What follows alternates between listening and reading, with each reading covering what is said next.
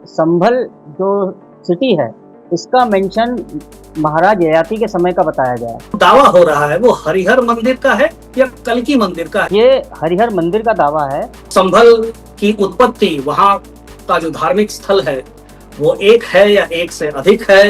हिंदू का है कि मुसलमान का है? संभल पर कई दिनों से, बल्कि अब तो एक महीने से अधिक हो गया है, विवाद चल रहा है कि वो संभल की उत्पत्ति, वहां का जो धार्मिक स्थल है वो एक है या एक से अधिक है? हिंदू का है कि मुसलमान का है? कब है, कब से हुआ?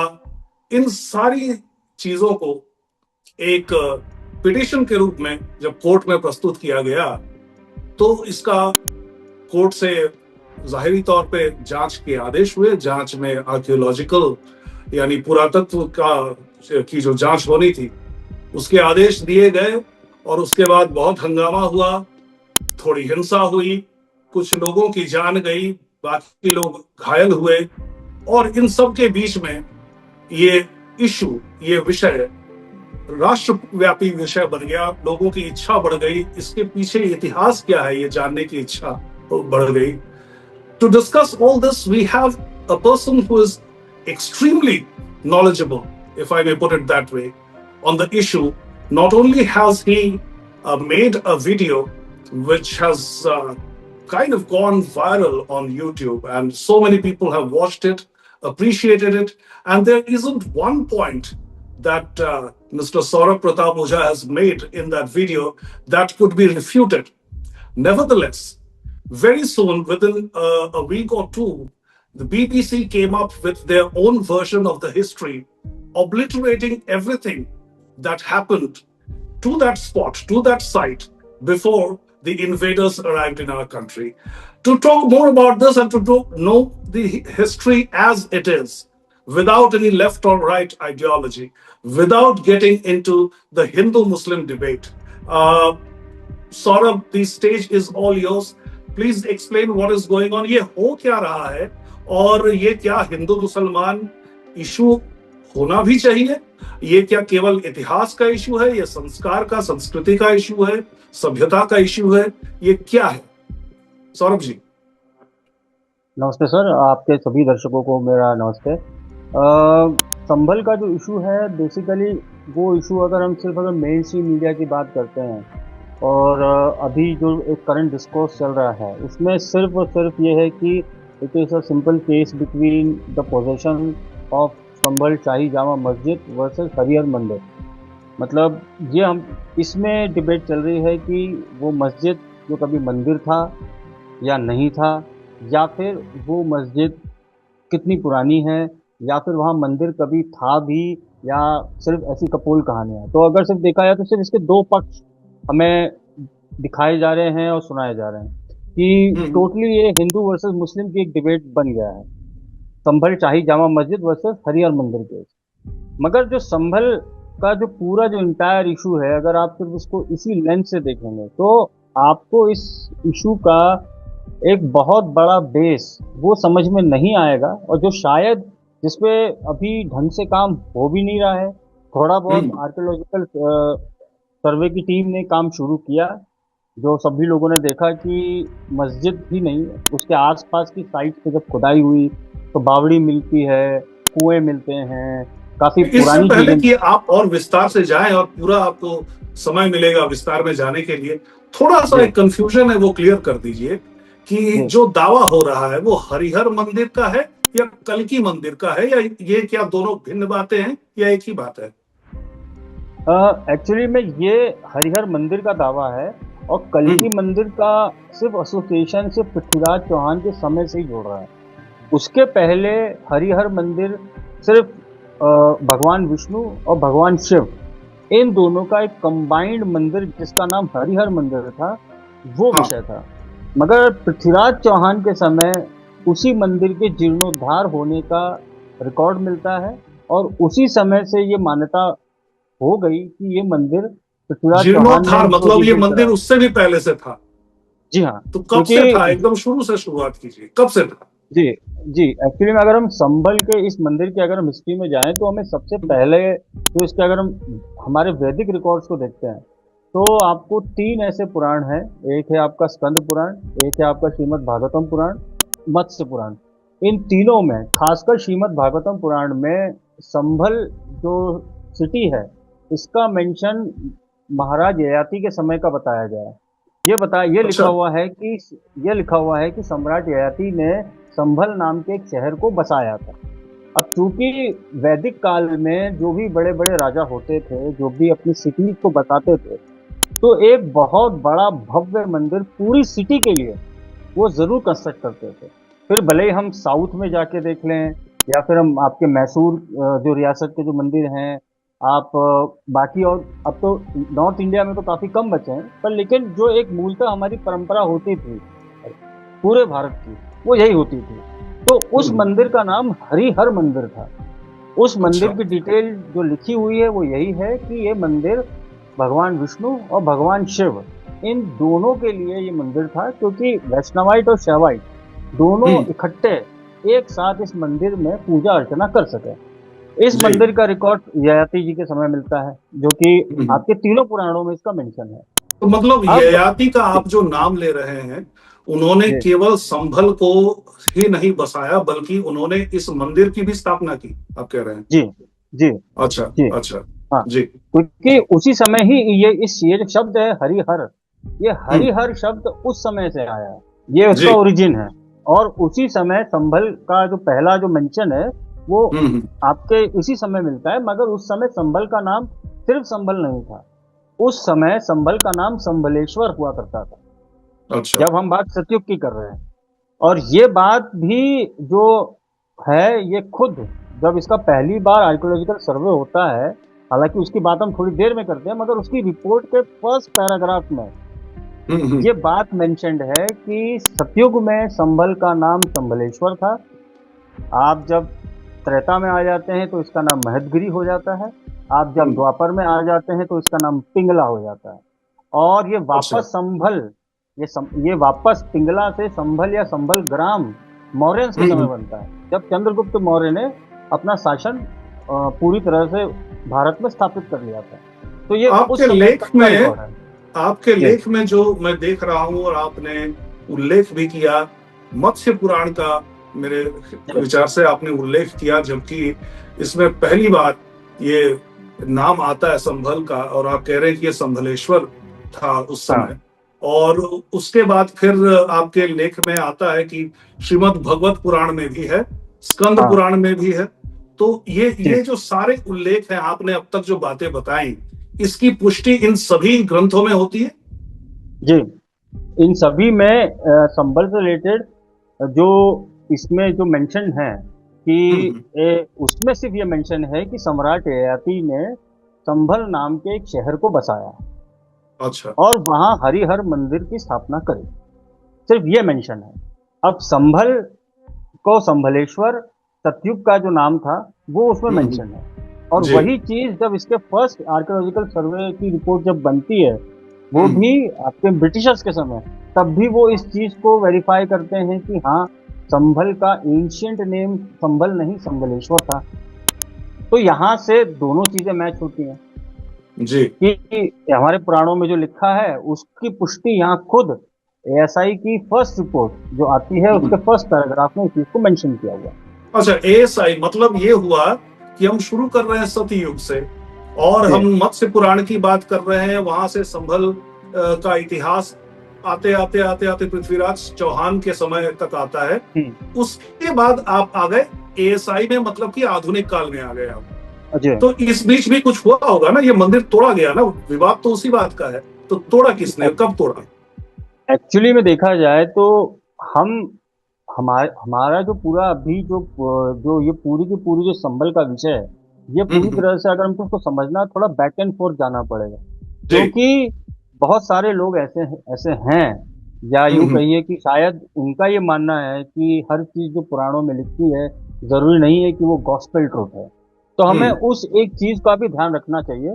इसीलिए हाँ। हम पैरेलली जो इसके फर्स्ट आर्कियोलॉजिकल सर्वे की रिपोर्ट है उसको भी साथ में रख रहे हैं। जबकि अगर ठीक हम है। हमारे डिस्कशन के टाइमलाइन की बात करें तो अभी हम मौर्यंस तक आए कि हम्म।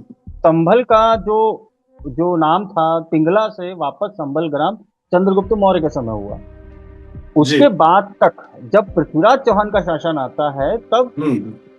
उस कार्लाइल की जो रिपोर्ट थी, यहाँ मैं थोड़ा सा मैं बता देता हूँ। उस फर्स्ट, जब हम आधुनिक काल की बात करते हैं, तो आर्कियोलॉजिकल सर्वे की जो फर्स्ट रिपोर्ट थी वो 1876 से 1879 के बीच में बन रही थी। वो पब्लिश हम्म। हुई 1879 में। जी और उस पे रिसर्च करने वाले जो आर्कियोलॉजिकल सर्वे के जो ऑफिसर थे, उनका नाम था आर्चिबल्ड कैम्पबेल कार्लाइल। जी। उनके जो सीनियर थे, he was the founder of archaeological survey of India, major general Alexander Cunningham. कलिंगम। तो अपने आप में ही ये बात साबित हो जाती है कि ये कितनी कितनी इंपॉर्टेंट रिपोर्ट थी। तो हम्म। उसमें ना ही सिर्फ संभल, बल्कि पूरे इंटायर जो आपका दोआब का रीजन है, जो अभी हम आपका वेस्टर्न यूपी और सेंट्रल यूपी, ये जो पूरा एरिया था, इसकी पूरे एरिया की हर सिटी की जो जो हो सकती थी, उन सब की आर्कियोलॉजिकल सर्वे की रिपोर्ट थी। तो उसमें ठीक संभल है। के चैप्टर में, उसके संभल के चैप्टर में ये आपका फर्स्ट या सेकंड पैराग्राफ है, जिसमें उसके एक्चुअल जो नेम्स हैं, वो भी वैदिक जो क्रोनोलॉजी है उसके हिसाब से इन चीजों का मेंशन किया हुआ है। वहीं पुराणों में संभल नहीं लिखा है, संभलेश्वर लिखा जी। है ना। लेकिन ये तो ये दोनों मैच हो। आर्कियोलॉजिकल सर्वे ऑफ इंडिया की जो 19th सेंचुरी की जो फाइंडिंग है, उसमें जी इस बात का भी उल्लेख हुआ होगा कि उसके बाद पृथ्वीराज चौहान के बाद आखिर जी। वो मंदिर टूटा क्यों, या फिर दोबारा वो खंडहर में कैसे परिवर्तित हो गया, क्या हुआ उसका? इसका कोई उल्लेख है? देखिए, उसके आगे क्या होता है, चौहान काल के आगे? हाँ देखिए, एक्चुअली मैं रिपोर्ट बेसिकली शाही जो जामा मस्जिद, जो शाही जामा मस्जिद जिसको लेकर अभी का विवाद है, वो हम्म। उसके केंद्र में थी। अच्छा। वो तो उस रिपोर्ट में, उसकी जांच में मालूम पड़ता गया कि ये मस्जिद एक कोई स्टैंड अलोन कोई एक स्ट्रक्चर नहीं है। कोई हम्म। ऐसा स्ट्रक्चर नहीं है कि फ्रेश स्ट्रक्चर है। इस स्ट्रक्चर के अंदर भी कोई एक स्ट्रक्चर है, उसके कई सारे उन्होंने पॉइंट्स दिए हैं। अब अगर हम टाइमलाइंस की बात करते हैं, तो पृथ्वीराज चौहान जब सेकंड बैटल ऑफ तराई में हारते हैं, और जब हम्म। मोहम्मद गौरी के गुलाम कुतुबुद्दीन ऐबक का रूल आ जाता है, तब आप से, 1192 की बात कर रहे हैं? जी हाँ, 1192, तब हाँ। से संभल पे अटैक्स का मेंशन होता है। अब यहाँ मैं एक और सोर्स में यहाँ कोट करना चाहता हूँ। 1970 में हम्म। एक बुक पब्लिश की जाती है, द हिस्टोरिकल सर्वे ऑफ संभल। और ये उस समय की होम मिनिस्ट्री के द्वारा उसका प्रिफेस लिखा जाता है। और इस बुक को लिखने वाले जो राइटर हैं, उनका नाम है ब्रिजेंद्र मोहन शंकर। उन्होंने इस पूरे historical survey of Sambhal book में संभल पे उसके इस्लामिक हिस्ट्री जो पूरी है, और उसकी पहले हम्म। की हिस्ट्री, उससे कितने अटैक्स हुए, कैसी पॉपुलेशन का डेमोग्राफी चेंज हुआ क्या नहीं हुआ, उसका पूरा डिटेल है। तो जो पहला अटैक, 1970 मतलब इंदिरा इंदिरा गांधी के युग में?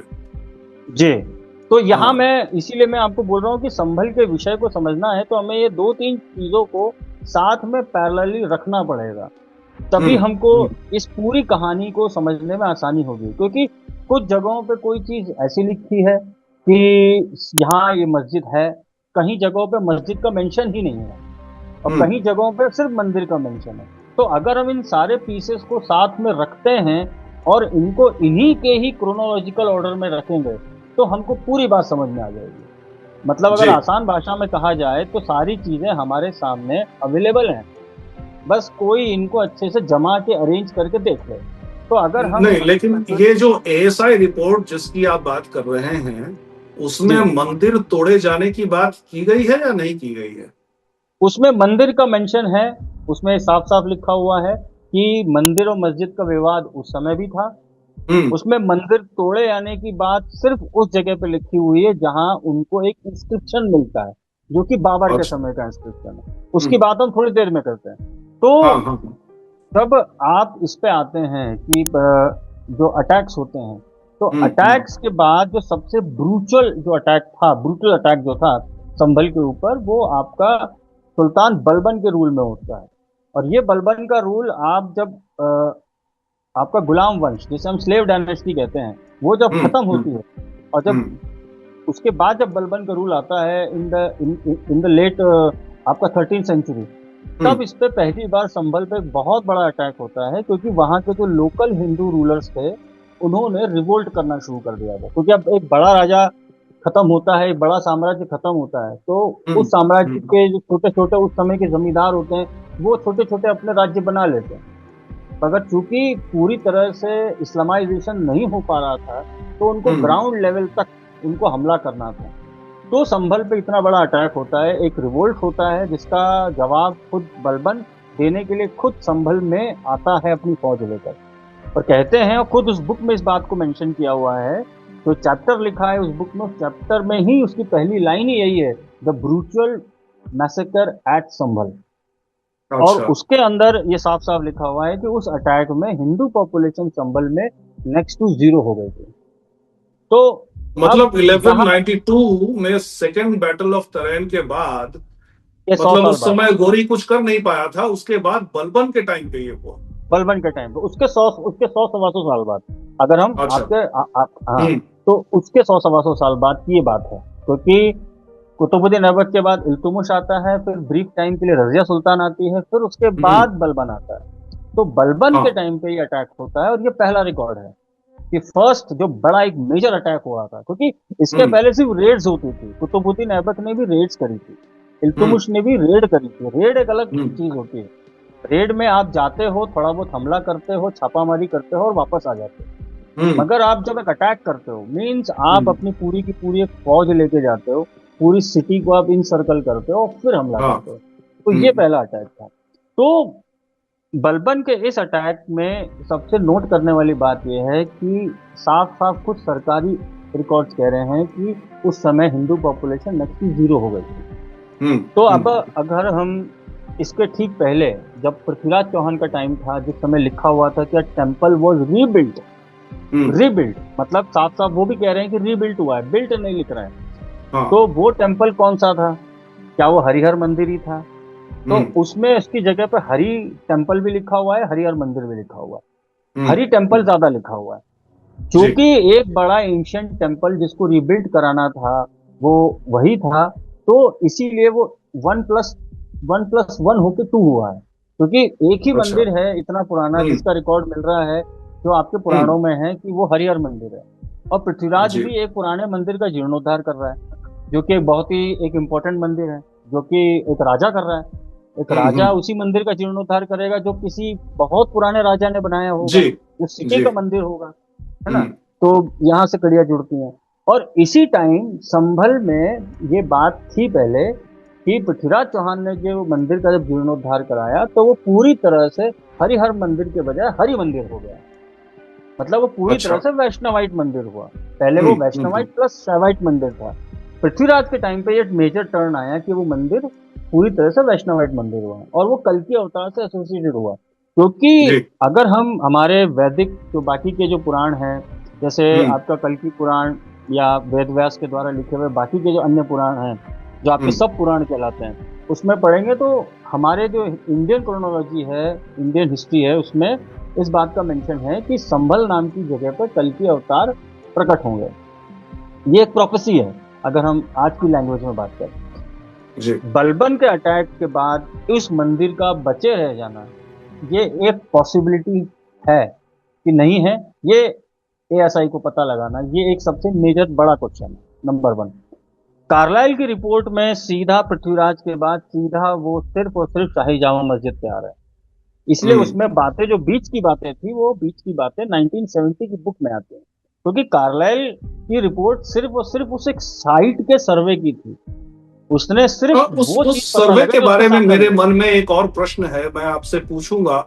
और जी संभल और इस जो विवादित स्थल है, मैं विवादित शब्द इसलिए कह रहा हूं क्योंकि मीडिया में वही शब्द कहा जा रहा है, वो सिंपल सा एक विवादित, कंट्रोवर्शियल, ये सब यूज किया जाता है। ये मेरे मन जी की बात नहीं है, तो दर्शक मुझे क्षमा कर देंगे इस ऐसे शब्दों के प्रयोग के लिए। लेकिन इसमें मैं दर्शकों को ये जरूर बताना चाहूंगा कि हमारी ये जो वार्ता हो रही है सौरभ जी के साथ, तो ये आप ही की सुविधा के लिए हो रही है, ताकि कोई प्रश्न आपके मन में जागे, वो प्रश्न मैं आपकी तरफ से कर रहा हूं। लेकिन यदि आपको मोनोलॉग पसंद हो और यदि आपको लगातार प्रेजेंटेशन पसंद हो, तो आपको शुरुआत तो सौरभ जी के वीडियो से ही करनी पड़ेगी, जो कि भारतवर्ष के चैनल पे है। और अगर आप कुछ लोग ऐसे होते हैं जो वीडियो देखकर कम पढ़ के ज्यादा समझते हैं। अगर वो है आपका, if that is your case, you may always go to the squirrels.in website, where he has elaborated on all the points in an exposition. I wouldn't call it an article. It's a marvelous piece of work on historical research. तो ठीक है, आगे बढ़ते हैं सौरभ जी। इस पे ये बताइए आप कि ये जो एएसआई की हम लोग बात कर रहे हैं, आजकल हम देखते हैं कि जब एएसआई के द्वारा कहीं पर सर्वे होना होता है तो सबसे पहला जो उसमें विवाद उठ खड़ा होता है कि मुसलमान लोग कहते हैं कि हम मस्जिद में तोड़फोड़ नहीं करने देंगे। तो अगर एएसआई द्वारा अगर कोई रिसर्च होता है तो खुदाई करनी पड़ेगी। आजकल तो एडवांस टेक्नोलॉजी भी आ गई है, जैसा कि वकील जो विष्णु शंकर जैन है वो कहते हैं कि हम जो सर्वे करवाते हैं उसमें तोड़फोड़ की कोई गुंजाइश नहीं होती है। हम वैसे भी ग्राउंड पेनिट्रेटिंग रेडार से भी हम पता कर सकते हैं कि इसका अतीत क्या था। लेकिन उस समय 19th सेंचुरी में तो ये सुविधाएं उपलब्ध नहीं थी, तो उन्होंने कैसे किया होगा ये? हाँ, ये आपका बहुत मेजर क्वेश्चन है। अब ये तो खैर हमें थैंक्स करना चाहिए ब्रिटिशर्स को कि शायद उनका कंट्रोल था, इसलिए वो मस्जिद में जा भी पाए, जो उस समय मस्जिद थी तो मस्जिद में वो जा भी पाए। कार्लाइल की रिपोर्ट में 3 बड़ी बातें हैं। अगर हम सिर्फ अगर शाही जामा मस्जिद के पॉइंट ऑफ व्यू से देखें तो अभी थोड़ी सेकंड के लिए हम बलबन तक रोक रहे हैं इस बात को। अब हम कार्लाइल की रिपोर्ट पे बात करते हैं कि कार्लाइल की रिपोर्ट में शाही जामा मस्जिद के बारे में ऐसा क्या लिखा है। उसमें 3 मेजर चीजें हैं। पहला, उसका जो डोम है, जो मस्जिद का जो डोम है, उसका जो स्ट्रक्चर है वो एक ऑक्टागोनल बेस पर है, और वो ऑक्टागोनल बेस एक स्क्वायर पर बेस्ड है। मतलब डोम के नीचे एक ऑक्टागोनल बेस, उसके नीचे एक स्क्वायर, और स्क्वायर का जो पूरा जो स्ट्रक्चर है उसमें सिर्फ एक गेट समझ में आता है, जबकि 2 ऑपोजिट वॉल्स पे 2 अलग अलग गेट्स काफी नए नए दिख रहे हैं। ये उस समय की बात है, 1876 की बात है। मतलब जब उनके पास वो सारे टेक्नोलॉजी नहीं थी, जो उनका एक्चुअल जो भी उनका मेथड था दीवालों को खुरेद कर देखना कि दीवालों की जो लाइफ है वो कितनी है, दीवालों में जो ब्रिक्स है, स्टोन है, उसका स्ट्रक्चर, उसकी जो विड्थ है वो कंसिस्टेंट है कि नहीं है, उस तरीके से आप उसका अंदाजा लगाते थे। जो आज इंजीनियरिंग के जो स्टूडेंट्स हैं, जो आपका वर्नियर कैलिपर वगैरह ये सब जो यूज करते हैं, आप बाकी के जो टूल्स आप वर्कशॉप में यूज करते हैं, वो ही सारे टूल्स से, बेसिक टूल्स से ही उन्होंने 3 चीजें सामने रखी थी। पहली चीज कि इसका डोम का स्ट्रक्चर मुझे समझ में नहीं आ रहा है कि ऐसा कैसे है कि डोम एक ऑक्टागन पे है और ऑक्टागन एक स्क्वायर पर है। या तो डायरेक्टली ऑक्टागन पे होता तो समझ में आता, जैसा कि मस्जिदों में होता है, तो ऑक्टागन एक स्क्वायर पर क्यों है ना, पहली चीज। और वो जो स्क्वायर का जो बेस है उसमें सिर्फ उसके बेस से मैच खाता हुआ सिर्फ एक फ्रंट का एंट्रेंस है। बाकी के जो 4 जो एंट्रेंस बने हुए हैं वो उनकी जो एज है वो इस एक मेन एंट्रेंस से मैच नहीं कर रही है। मतलब कि मेन एंट्रेंस जो है वो जो कि ईस्टर्न फेसिंग है। इसी से बहुत बड़ा प्रश्न उठ खड़ा होता है कि ये ओरिजिनल मस्जिद तो हो ही नहीं सकता, क्योंकि इसमें ये स्ट्रक्चरल मिसमैच नहीं होता। अच्छा, दूसरा जो मेरे मन में प्रश्न उठता है, और आपके जो भारतवर्ष के दर्शक हैं उन्होंने भी पूछा होगा कि आपने 2 टाइमलाइंस की बात की, तो ये जो सेकंड टाइमलाइन है वो क्या है? क्या ये ओवरलैप करता है या बिल्कुल अलग बात है? और इसी के साथ साथ आप ये भी सोचिए कि ये जो सभी आप तथ्य प्रमाण दे रहे हैं, इनके बावजूद आपके वीडियो के और आपके लेख के आने के कुछ समय बाद ही बीबीसी का लेख आ गया, जिसमें कि मुस्लिम हिस्ट्री से प्रायर की जो हिस्ट्री है उसको पूरी तरह से मिटा दिया गया। तो दोनों पर बात कीजिए कि सेकंड टाइमलाइन क्या है, और ये बीबीसी जो लगातार वामपंथी हथकंडे अपनाता रहता है और इतिहास को आधा अधपका परोस कर कहता है कि यही तथ्य है और यही प्रमाण है और यही सत्य है। तो इन दोनों पे बात कीजिए आप, सेकंड टाइमलाइन और बीबीसी। जी, एक्चुअली मैं जो फर्स्ट पॉइंट जो मैंने बताया जो उसमें रिपोर्ट में था डोम का, वो तो हो गया। हम्म। उसी के साथ उसके दरवाजे का भी मैंने बताया कि ईस्टर्न फेसिंग एक ही दरवाजा था। बाकी के जो चार दरवाजे थे वो नए लग रहे थे उस समय। अब हम्म। आता है वो तीसरा पॉइंट जो आपकी सेकंड टाइमलाइन को डिफाइन करेगा। वो जी। था एक इंस्क्रिप्शन जो उस समय के, अगर हम 1876-77 जब सर्वे हो रहा था पहला, उस हम्म। समय के मुस्लिम जो थे, लोकल मुस्लिम्स और वहाँ के जो भी मुस्लिम स्कॉलर्स थे, उनका हम्म। ये मानना था कि भैया ये इंस्क्रिप्शन है।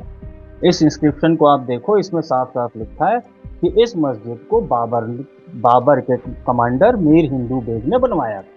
हम्म। ये वो हम्म। सेकंड टाइमलाइन है। पहली टाइमलाइन पृथ्वीराज की टाइमलाइन, जब इस मंदिर का एक कैरेक्टर चेंज होता है और राइटिंग में अवेलेबल हो जाता है वेस्टर्न हिस्ट्री में कि हाँ, पृथ्वीराज चौहान ने एक मंदिर को रिबिल्ड करा। जो सेकंड जी। टाइमलाइन है जिसको लेकर कार्लाइल की रिपोर्ट में उसको मेंशन किया जाता है और जिसको मुस्लिम्स काफी सालों तक क्लेम करते रहे। अभी रिसेंटली हम्म। आपने बीबीसी की बात करी, तो बीबीसी ने भी बाबर के क्लेम को पूरी तरह से नकार दिया, क्योंकि अब वो पूरा दूध का दूध और पानी का पानी हो गया है।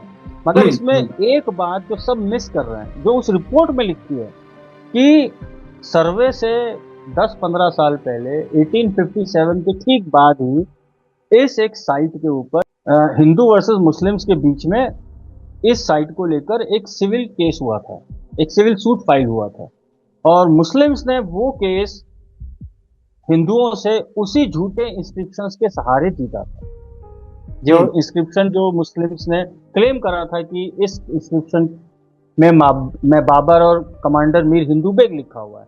क्योंकि कार्लाइल ने तो बाद में इसका सर्वे करा, मगर इस इंस्क्रिप्शन का पहला रिकॉर्ड उस केस में है, जो केस पहली बार इस संभल इशू पर हुआ था।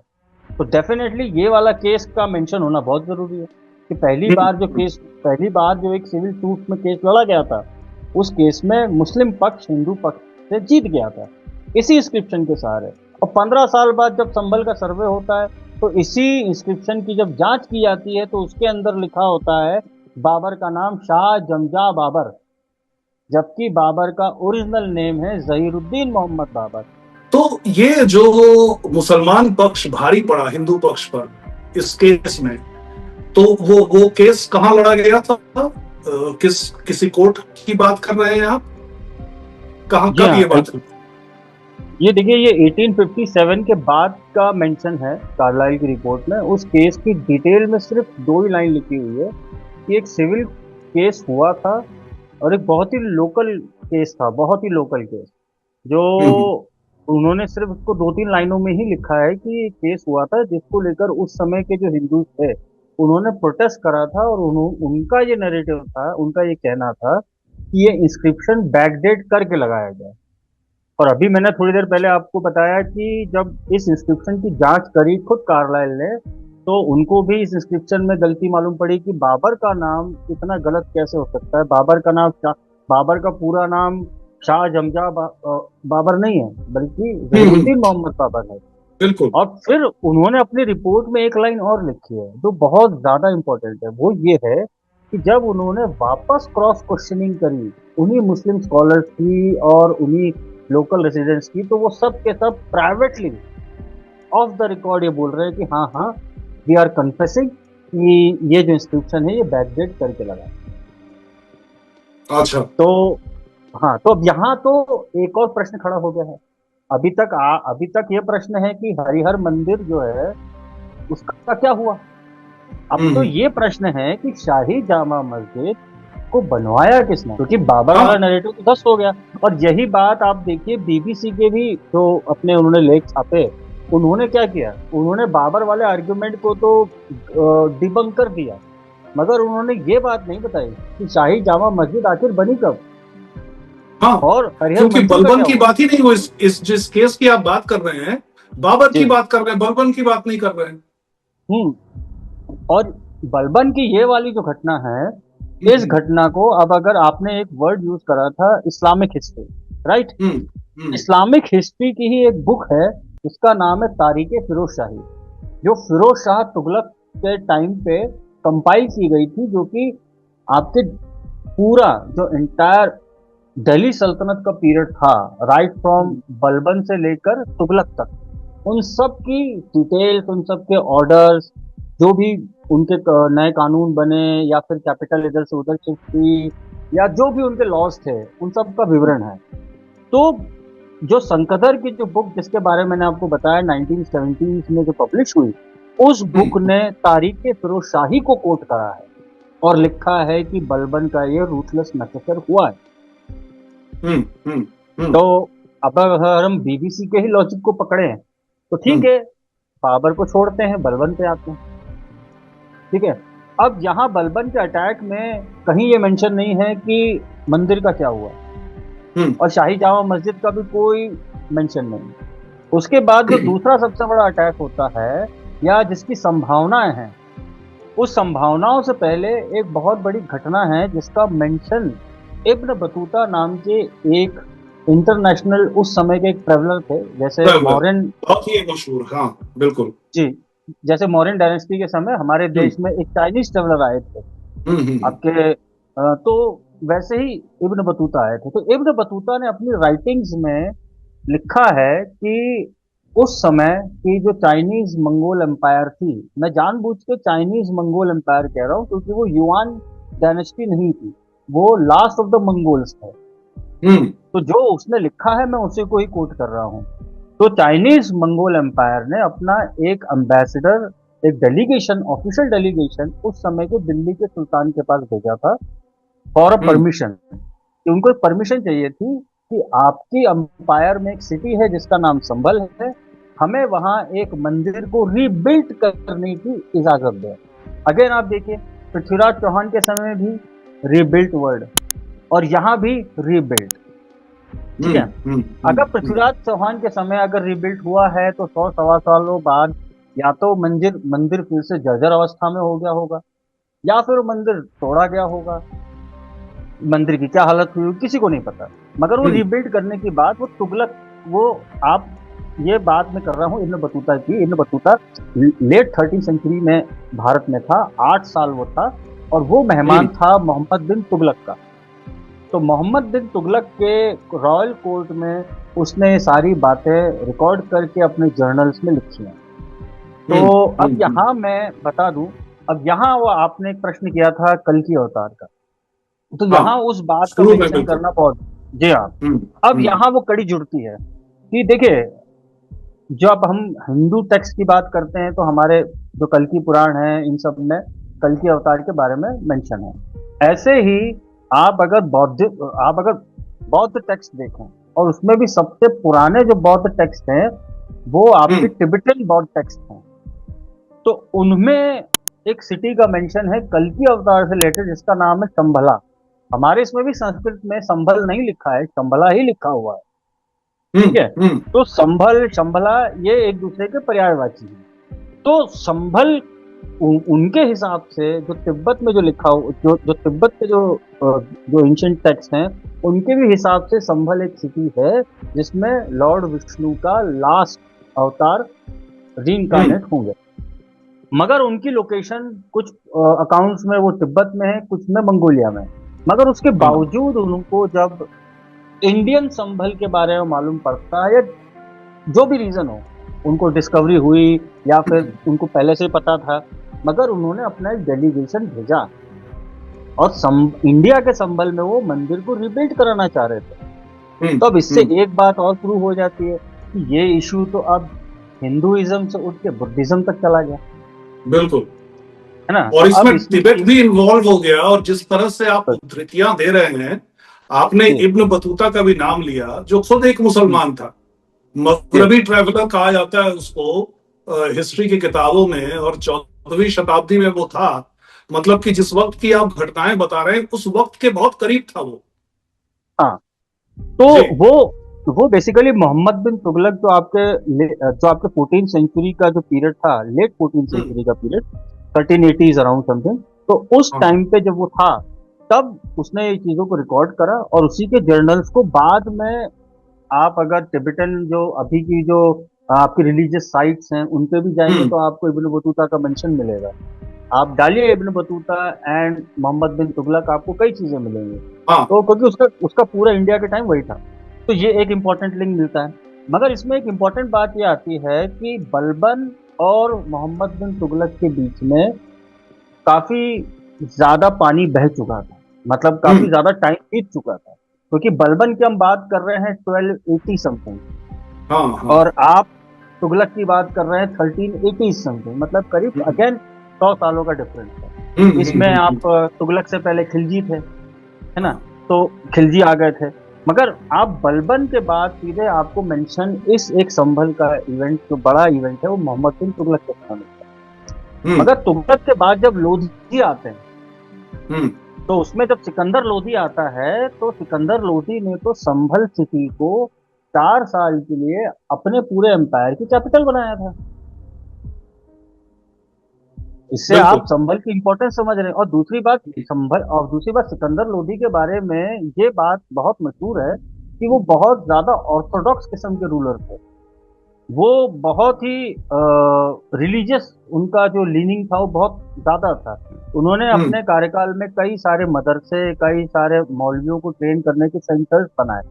तो ऐसा हो नहीं सकता कि 4 साल जिस सिटी को उन्होंने अपनी कैपिटल बनाया, तो वहां भी उन्होंने कुछ इस्लामिक सेंटर्स नहीं बनाए होंगे। तो अगर उन्होंने ये सब किया है, तो ऐसे में भी चलो ठीक है, हम एक बार मान लेते हैं कि किसी भी कारण से बलबन के समय वो मंदिर बच गया होगा, और वो मंदिर एकदम जर्जर हालत में होगा, थोड़ा बहुत इधर उधर हल्का फुल्का कुछ हुआ होगा। मगर क्या सिकंदर लोधी के समय क्या ये इतना बड़ा मंदिर, जिसका मेंशन इतने टाइम से है, और जिसके लिए उनके एम्पायर के आने से पहले के जो एम्पायर था, उनके पास एक विदेशी एक डेलीगेशन आता है, तो इसका रिकॉर्ड तो उनके पास भी होगा। तो वो ऐसे मंदिर को अपनी ही कैपिटल में बर्दाश्त कर सकता था। जब अकबर का रूल आता है, तो उनके जो एक दरबारी हिस्टोरियन थे अबुल फजल, उन्होंने अकबरनामा में एग्जैक्टली ये वर्ड लिखा हुआ है, पूरी लाइन लिखी हुई है कि there is a temple situated in Sambhal which has been dedicated to the last avatar of Hindus व कृष्ण। उन्होंने खुद लिखा है ये बात। हालांकि अगेन इसमें सिर्फ ये लिखा है कि ऐसी मान्यता है और जहां एक मंदिर है, मगर मस्जिद का कोई मेंशन नहीं है, नंबर 1। नंबर 2, मंदिर की सिचुएशन या कंडीशन कि वो एक्टिव मंदिर है कि वो सिर्फ नाम का मंदिर रह गया है, क्या है उसका कुछ मेंशन नहीं है ना, कि वो अभी भी उनको रेवेन्यू जनरेट करके दे रहा है कि नहीं दे रहा है, राइट। अगर ऐसा होता तो और कुछ लिखते हो, उन्होंने सिर्फ ये 2 लाइन लिखते। मतलब शाही जामा मस्जिद का रिकॉर्ड अकबर तक नहीं है। यहां तक तो हम सब इक्वल हो गए कि शाही जामा मस्जिद बाबर के समय नहीं बनी, तो अकबर के समय में भी नहीं बनी, बनी होती तो मेंशन होता। अकबर के बाद फिर काफी टाइम की, अकबर के बाद जहांगीर, शाहजहां एंड देन औरंगजेब। अब यहाँ एक पॉसिबिलिटी बनती है, क्योंकि आज अगर हम उत्तर प्रदेश जो स्टेट है हमारा, उसके अगर हम सब डिविजनल मैप्स को देखते हैं, तो उसमें आप अवध का भी मेंशन देखते हैं, पूर्वांचल। जिन लोगों ने मिर्जापुर वेब सीरीज देखी है, तो पूर्वांचल शब्द उनको ही याद है। बाकी अगर आप देखें तो एक और वर्ड आपको देखने को मिलता है बुंदेलखंड इन सब के अलावा, वो है रोहेलखंड। तो ये रोहेलखंड जो वर्ड है, ये बीच में कैसे आता है, अगर इसके बारे में अगर हम थोड़ा सा प्रकाश डालेंगे, थोड़ा सा इसको समझेंगे, तो शायद हम संभल की हिस्ट्री को ठीक से समझ पाएंगे कि एक्चुअली में सेकंड टाइमलाइन होनी क्या चाहिए। मतलब हिस्ट्री में हम लोग जो रोहिलास की बात करते हैं, आप उसकी बात कर रहे हैं, उस तरफ आपका इशारा जी। क्योंकि रोहेलखंड जो है वो औरंगजेब तक उस रीजन का नाम रोहेलखंड नहीं था, है ना। अगर हम मौर्यन तक भी देखें, तो अशोक एम्पायर में भी संभल जो है पांचाल स्टेट, जो कि अशोक एम्पायर का पार्ट था, उसकी एक सिटी था। और पांचाल राज्य, अगर हम वैदिक हिस्ट्री से जाए तो हम महाभारत से जोड़ते हैं, तो उस रीजन का नाम पांचाल है ना। अब सम्राट अशोक को लेकर तो बुद्धिस्ट या फिर बुद्धिस्ट हिस्टोरियंस को तो बुरा नहीं लगना चाहिए, इसलिए मैंने सम्राट अशोक का नाम लिया, है ना। इसमें मैं एक डिस्क्लेमर दे दूं, और लेकिन फिर इस पर हम एक और दिशा में भी बात करेंगे। डिस्क्लेमर ये कि ये जो कहा जाता है कि जो ट्रीटमेंट मुस्लिम इन्वेडर्स ने हिंदूज के साथ किया, हिंदू इनहेबिटेंट्स के साथ किया, वही ट्रीटमेंट किसी जमाने में हिंदुओं ने बौद्धों के साथ किया था।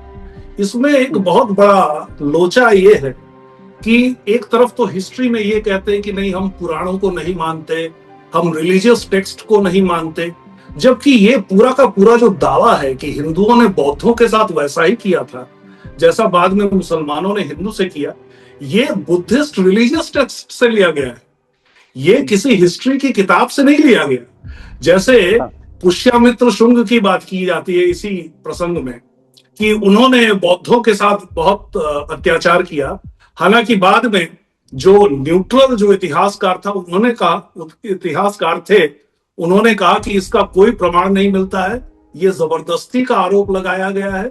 और वो जिस बुद्धिस्ट टेक्स्ट की मैं बात कर रहा हूं उसमें तो ऐसी ऐसी बातें, हास्यास्पद बातें लिखी हुई हैं, जैसे कि पुष्यमित्र शुंग को आखिर उसके कृत्य की सजा मिली, एक डायन उसको खा गई, एक पेड़ जो है वो पेड़ जीवित हो गया, उसको निगल गया।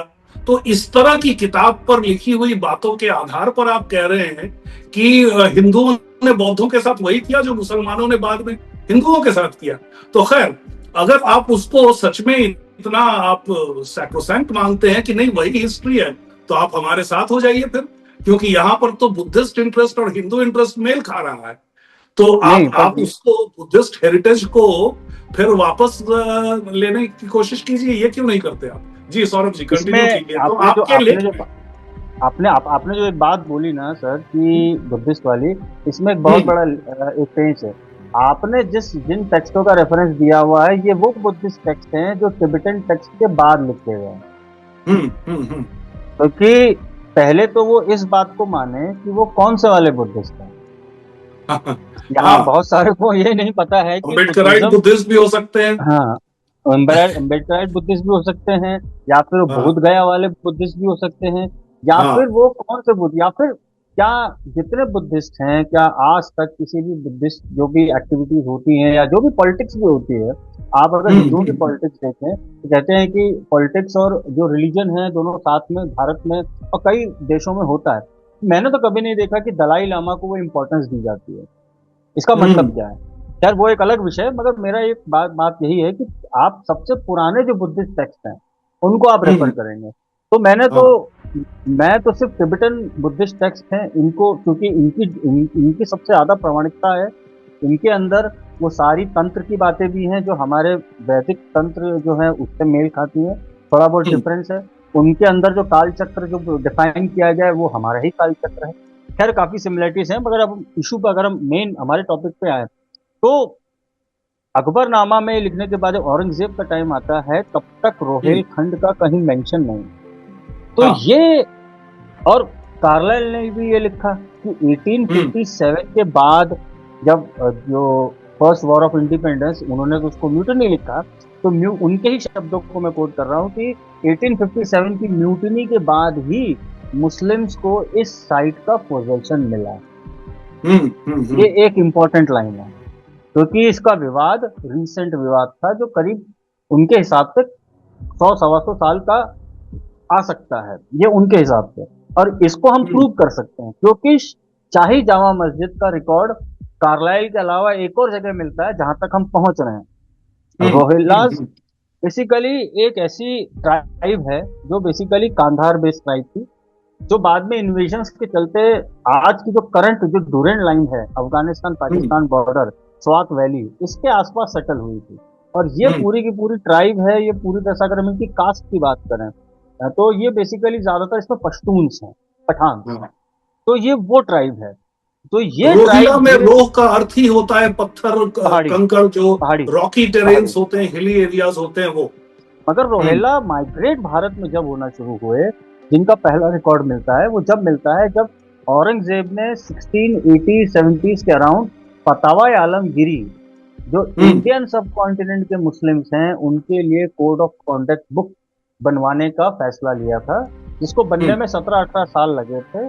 उसको बनवाने के लिए उन्होंने जितना भी इस्लामिक वर्ल्ड उस समय अवेलेबल था उनके सामने, उनकी रीच में, वहां से उन्होंने करीब 300 स्कॉलर भारत बुलवाए थे। करीब 100-125 स्कॉलर्स तो पूरे इंडियन सब कॉन्टिनेंट से बुलवाए थे। तो इंडियन सब कॉन्टिनेंट में अगर मैं बोल रहा हूँ तो मैं पाकिस्तान को भी गिन रहा हूँ, बांग्लादेश को भी गिन रहा हूँ और म्यांमार को भी गिन रहा हूँ। उस समय का वहां से आए थे। बाकी जो 200 स्कॉलर्स थे उसमें से 100 स्कॉलर्स इराक से आए थे और करीब इतने ही स्कॉलर्स आपके सऊदी अरेबिया जेदा से आए थे। तो मतलब हम्म, ज्यादा हम्म, माइग्रेशन सेंट्रल एशिया से दोबारा शुरू हुआ था औरंगजेब के समय। तो इसी माइग्रेशन के चलते चलते रोहेला की जो ट्राइब है वो टुकड़ों टुकड़ों में भारत में सेटल होना शुरू हुई। क्योंकि अच्छा। औरंगजेब के टाइम ही कैपिटल हमारी आगरा से दिल्ली शिफ्ट हुई थी। और दिल्ली हम्म, और आगरा क्योंकि एक नई कैपिटल और एक थोड़ी रिसेंट वाली कैपिटल, तो इसके हम्म, बीच का जो एरिया होता है वो काफी ज्यादा पॉपुलर एक एरिया हो जाता है, वहीं सेटल करते हैं लोग। तो रोहिलाओं ने अपना सेटलमेंट आज के सहारनपुर, रामपुर, हम्म, पीलीभीत, बदायूं, इन सब में धीरे धीरे वो पॉकेट्स में सेटल होते गए।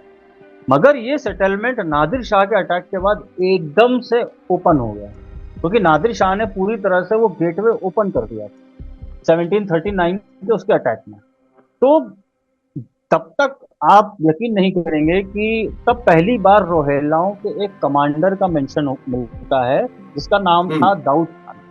कि मात्र 30-40 सालों में एक आबादी भारत सेटल होती है और वो 30-40 सालों में वो पर्टिकुलर आबादी अपनी 30 से 40 हजार की एक फौज भी बना लेती है और उनका एक सरदार भी बन जाता है जिसका नाम होता है दाऊद खान।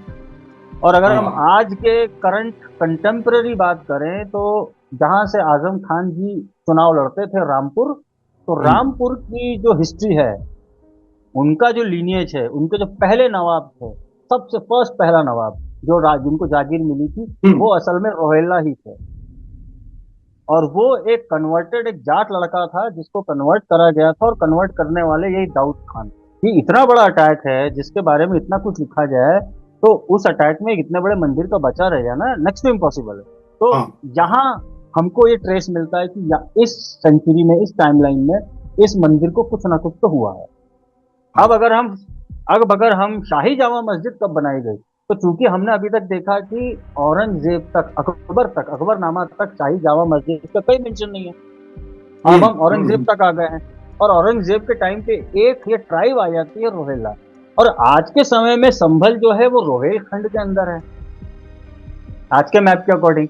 तो रोहेल खंड का संभल जो कभी पांचाल का संभल हुआ करता था, और रोहेल खंड जो टर्म है वो खुद ही टर्म 200-250 साल से पुरानी नहीं है। तो इससे बड़ा क्लियर एविडेंस हमारे सामने क्या मिलेगा कि ऐसा हो ही नहीं सकता कि रोहेला और शाही जामा मस्जिद इनका रिलेशन ना हो। ये तो बात है बहुत ना। साफ तौर पे सौरभ जी, आपने जितना शोध कार्य किया और बहुत गहन रिसर्च के बाद आपने बहुत ही बेहतर, मतलब प्रोडक्शन क्वालिटी के हिसाब से भी कहें तो बहुत अच्छा आपने वीडियो बनाया उस पर, और उसके बाद आपने लेख लिखा जो स्पिरल्स में छपा।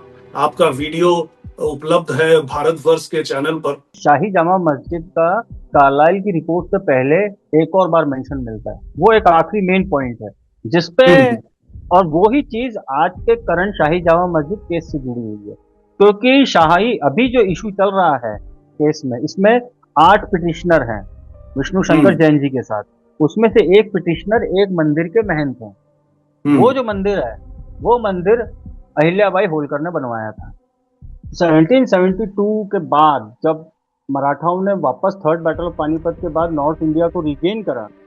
हम्म, तब अहिल्याबाई होलकर ने जैसे काशी विश्वनाथ मंदिर को बनवाया ज्ञान व्यापी के बगल में, वैसे ही जब वो संभल गई कल्कि मंदिर को बनवाने, तब पहली बार एक मस्जिद का मेंशन मिलता है।